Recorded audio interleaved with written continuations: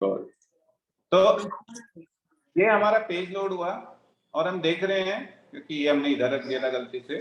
Okay, तो हमारे state divide correct, बहुत बढ़िया, इससे सुंदर नहीं हो सकता कुछ भी।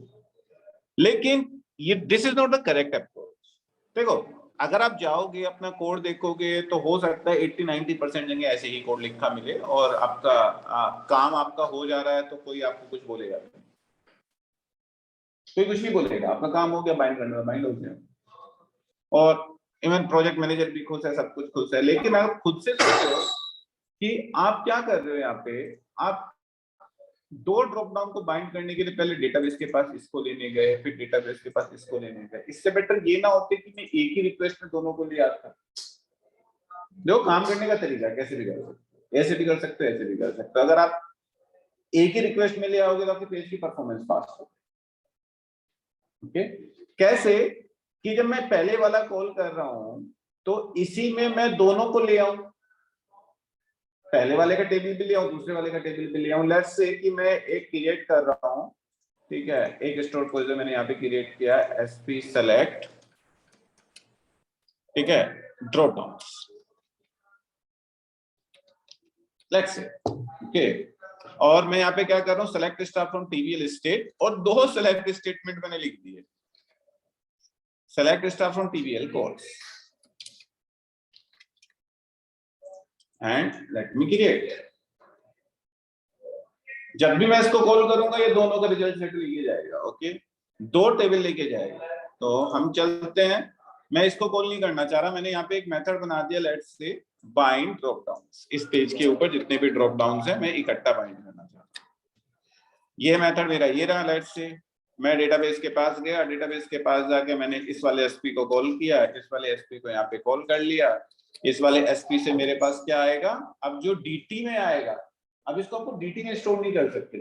DT is for the single result set, single table. Now you will get the multiple result set, two tables आएंगे आपके पास, तो उसके लिए you will use the data set. So this is the practical example, the difference क्या होता है दोनों में। आप पढ़ तो लोगे कि data set is a collection of data tables.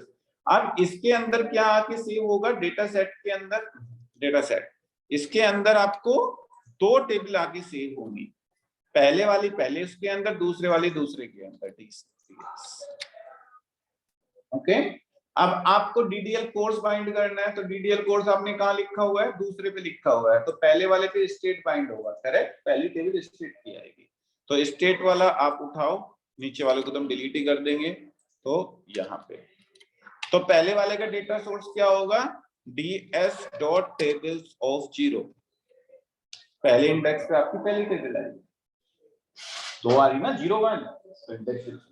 Okay, दूसरे वाले में ds.table of 1, दैट्स इट। अब आपको इसकी जरूरत नहीं है,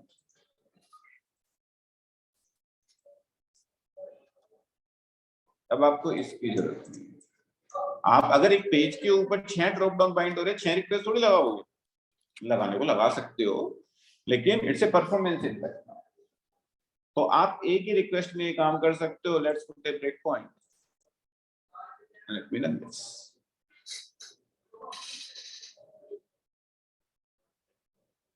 तो कितनी जल्दी हम कितना बड़ा बड़ा कोड लिखने लगे, नहीं अभी तो मेरे पे 1 मिनट में मेरे बैग तो उतार दो यार, ये पनिशमेंट थोड़ी सी, जैसे बालकों को दे देते हैं कि लेट हो गए बाहर खड़े हो।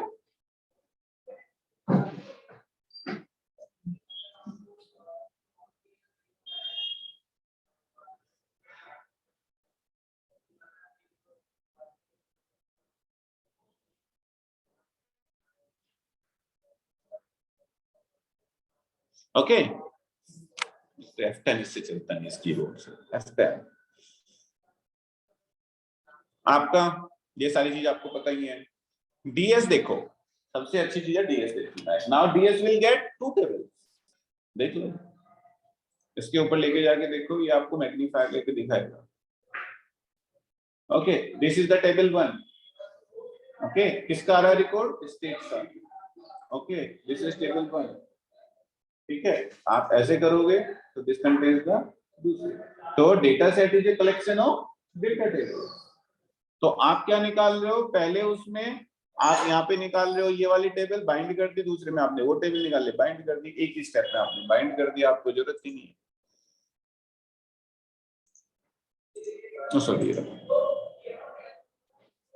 क्या जरूरत है आपको बार बार जाने की। तो इस तरीके से आपको सोचने को आपको बताएगा कि आपको कैसे काम करना है। कि हाँ, इंटरव्यू में जरूर क्वेश्चन पूछा जाएगा difference between data table and data set, और हो सकता है सिक्वल डेटा अडेप्टर और सिक्वल डेटा रीडर में भी पूछ लिया जाए। तो ये दोनों क्वेश्चन आपको देखने हैं। आपको ग्रिड व्यू के अंदर डेटा बाइंड करना है, ड्रॉप डाउन के अंदर डेटा बाइंड करना है। तो ये सारी चीजें आपको आज करनी है।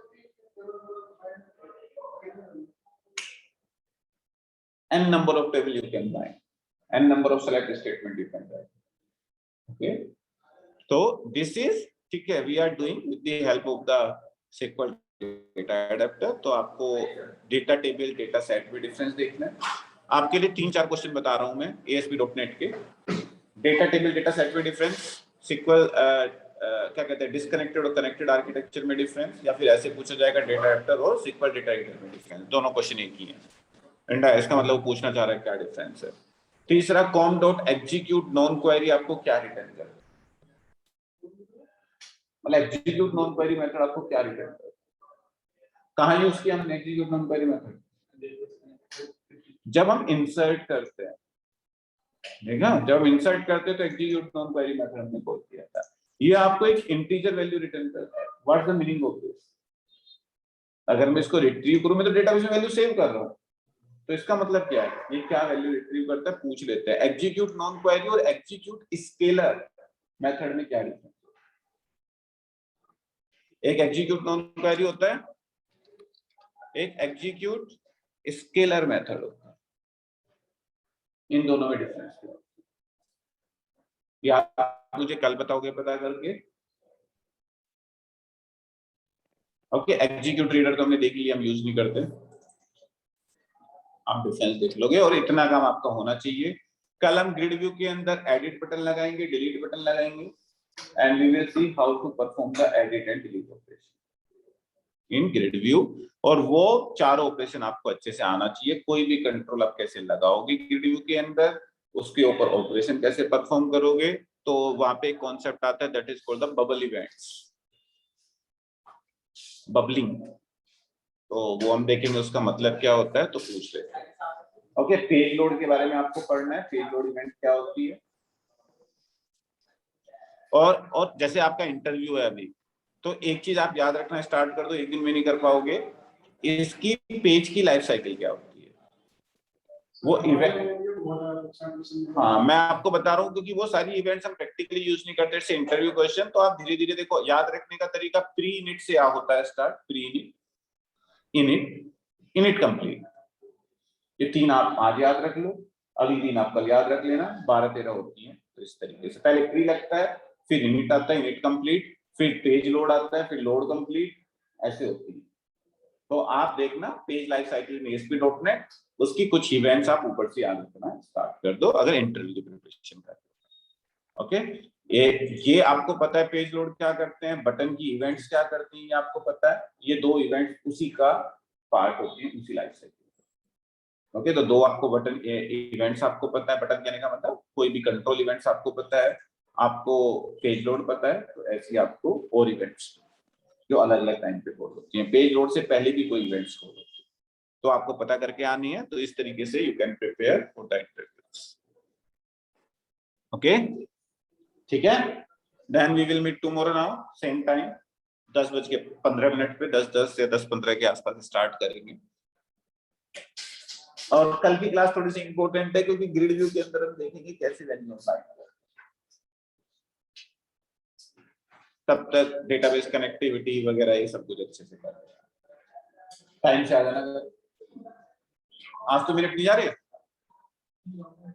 आज जाओगे।